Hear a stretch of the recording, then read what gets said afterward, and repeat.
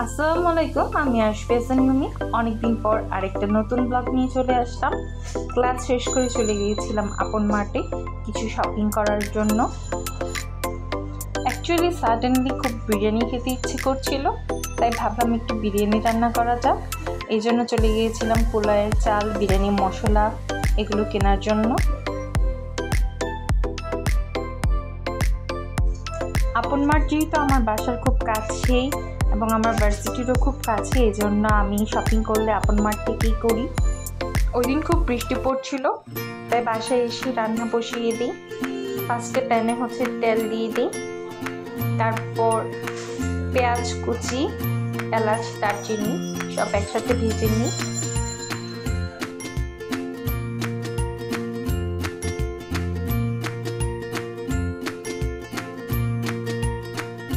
পেঁয়াজটা ব্রাউন করে ভেজে নিতে হবে, ঠিক বেরেস্তার মতো।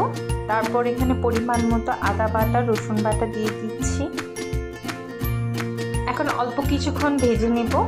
তারপর এখানে অ্যাড করব বিরিয়ানি মশলা, আর এক্সট্রা মশলার মধ্যে শুধুমাত্র আম্মুর বানানো জিরা গুঁড়োটা অ্যাড করব। এখানে আম্মু জয়ফল, জয়ত্রী, তারপরে এলাচ, দারচিনি, সাদা, কালো গোলমরিচ অ্যাড করেছে।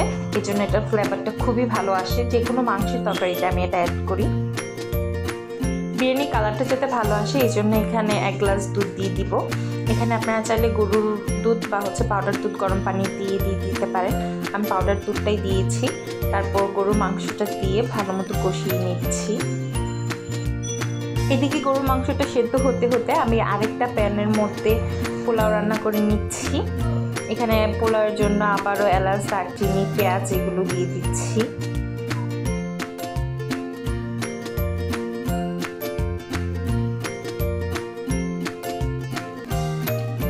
এখানেও বেরেস্তার মতো করে পেঁয়াজটা ভেজে আদা বাটা, রসুন বাটা, আপনারা চাইলে পেঁয়াজ বাটাও ইউজ করতে পারেন, বাট আমার পেঁয়াজ বাটাটা ছিল না, এই জন্য দিইনি।